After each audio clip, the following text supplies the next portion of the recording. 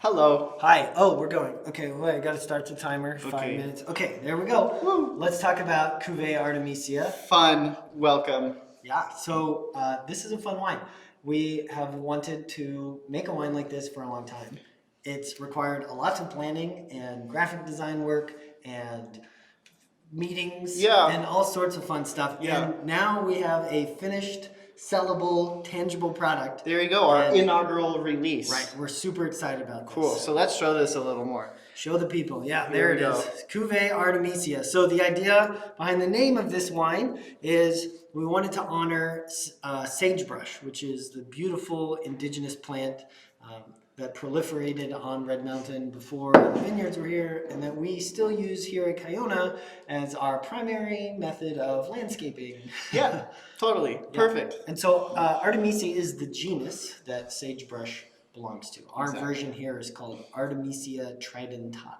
Sure. So we basically wanted to make, for lack of a better comparison, an accompaniment to our Red Mountain Red Reserve, right? If I had one chance to show someone what Kiona Vineyards is about, I might choose that wine. If we're talking about white wines, I'm going to choose this wine. This is just a beautiful wine that's going to forever be blended by sense of place and not by cultivar. So we're going to be changing the blend pretty much every year using, a lot of the same components and some different components year to year. Yeah. It's a relatively small production. We bottle just over 200 cases of this wine for our inaugural release.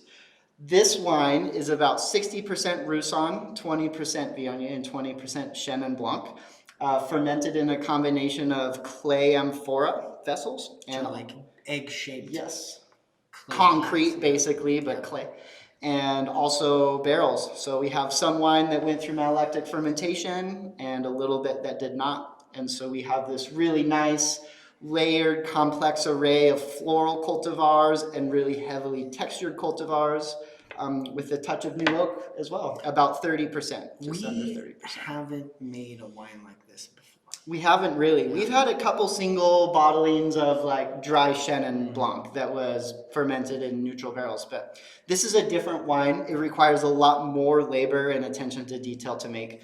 The wines are pretty delicate as white wines compared to red wines, so you really have to be careful with oxygen.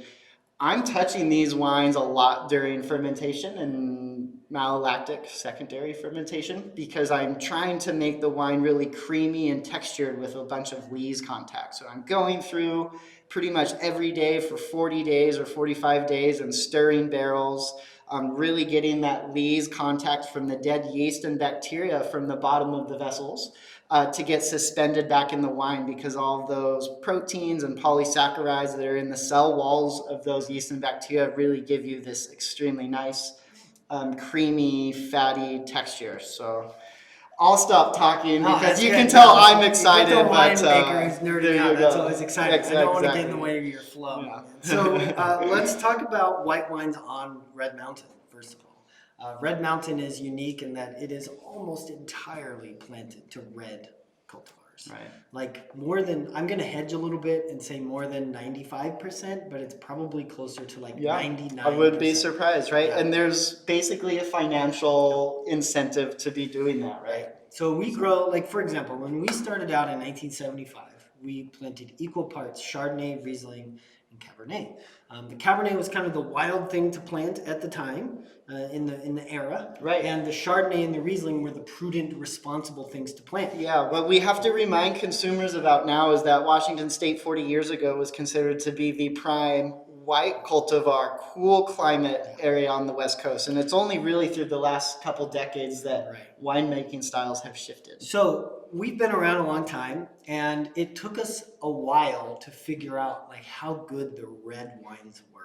So if you've ever sat in an economics class, you know the term opportunity cost, right? So if you have 10 acres to plant and you can plant Cabernet, well, you can charge upwards to infinity for world-class Cabernet. And there are, very few spots on the planet that can grow Cabernet as well as we can grow Cabernet here on Red Mountain.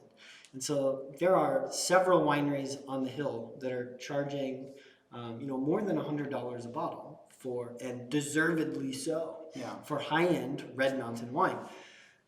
You can't really say that for the world of white wine. You know, you can make the world's finest off-dry Riesling and probably get a reasonable, like, in-market price on the high end of $20 or $30. Like, asking someone to spend more than $30 on a bottle of Riesling is a really tough ask.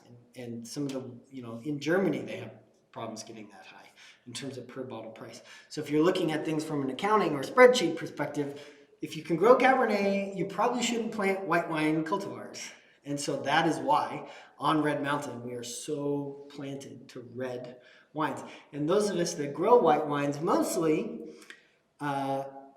those vines were planted before we figured out how good the red vines were. And almost fortuitous, because I think we're so proud and happy for this wine. We can really show that Red Mountain is not just a beautiful place for reds, but also white wines like this. Yeah, and so the Roussanne, we have a little bit of Roussanne, about a third of an acre up there at Ranch.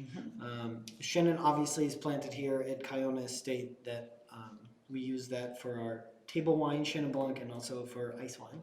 And then Viognier, we have Viognier in 2 spots as well, up at Ranch and then over at Arts. Both of which we're using for this wine. So this is an estate Red Mountain white wine. Exactly. And we didn't want to call it White Reserve or Blanc Reserve. It's totally like dry, but you know, we wanted a name that kind of sounded like a white wine if you were to see it on a menu, and it took us a long time to land on this. Name.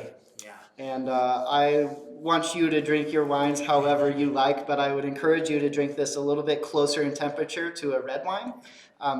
Not too cold is really where it's going to show the best. 60 degrees, not 40. Because we have all the texture and body, and if you put this in a black glass, you might confuse someone for, you know, mistaking it for a red wine. Now real quick, before we boop the button and stop the video, we need to give a shout out to Dr. Moyer at WSU.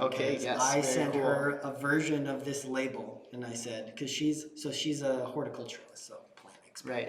And I sent this email to her and I said, Dr. Moyer, we want to make this wine that's called Cuvée Artemisia, and we're using this botanical drawing. It actually was in the 1917 issue of National Geographic. Very cool. Let's show it again. And so, but I wanted to make sure and get an expert opinion that if we went out into the world and told people, oh yeah, this is Cuvée Artemisia, it honors the sagebrush, all this stuff, that I'm not going to have angry horticulturalists calling us up and being like, you guys don't know what the hell you're talking about. Like, that's not Artemisia tridentata, that's something else. So thank you, Michelle Moyer, for helping us check that box and keeping us honest. So we got the seal of approval from Dr. Moyer, and hopefully your seal of approval too for enjoying the wine. Thank you for sharing.